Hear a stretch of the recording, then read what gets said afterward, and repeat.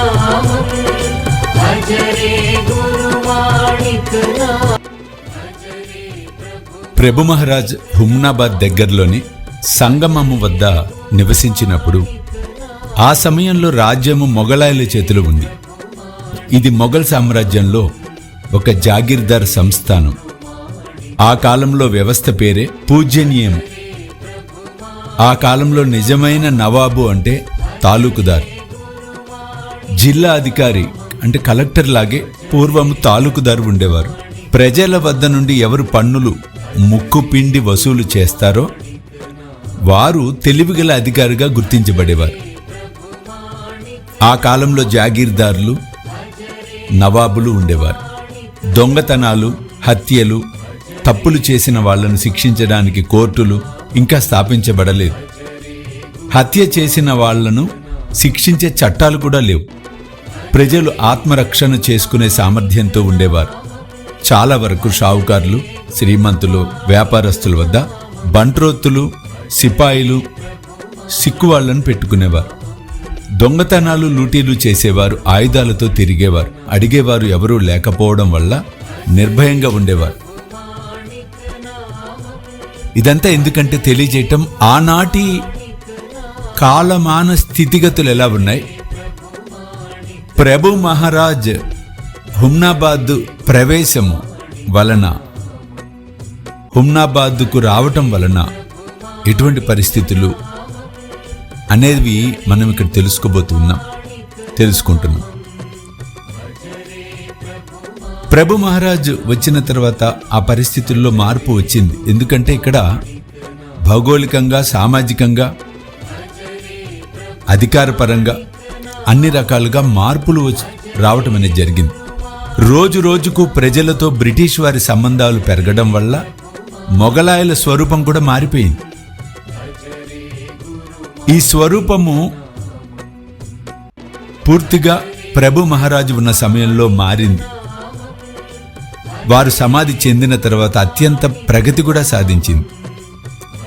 కానీ ఈ చరిత్రలో ఒక అద్భుతమైన ఘట్టం ఒకటి గడిచిపోయింది. అది మనమందరం తెలుసుకుంటే, వింటే నిజంగానే చాలా ఆశ్చర్యం అనిపిస్తుంది.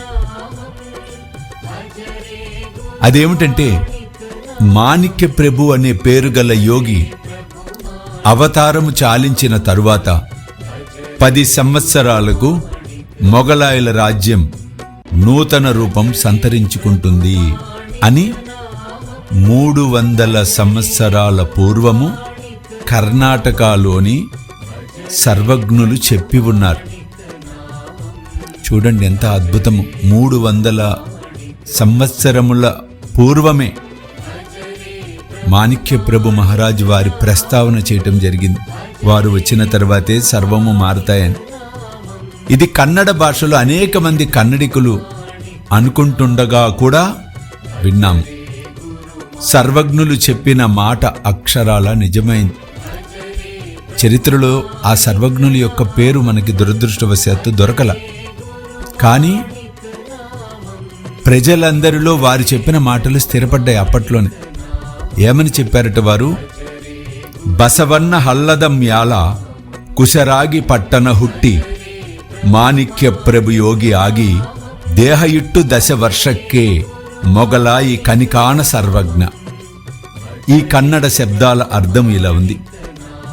బసవ అనే తీర్థ ప్రాంతంలో కొత్త నగరము ఏర్పడి ఇక్కడ మాణిక్య ప్రభు అనే పేరుగల యోగి పుట్టి సమాధి చెందిన తరువాత 10 సంవత్సరాలకు రాజ్యము నూతన వ్యవస్థ రూపుదిద్దుకుంటుంది.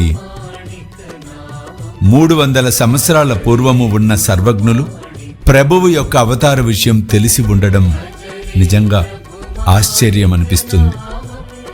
బసవనహల్ల అంటే మాణిక్ నగరానికి ప్రవహించే నదులలో ఒక నది బసవతీర్థం. బసవతీర్థం నుండే ప్రవహిస్తుంది. రెండవది రాజేశ్వర్ పైనుండి వస్తుంది. ఈ 2 చిన్న నదులు వర్షాకాలంలో నిరంతరంగా ప్రవహిస్తాయి. గురుగంగా, విరజ అనే పేర్లతో ఈ నదులను పిలుస్తారు.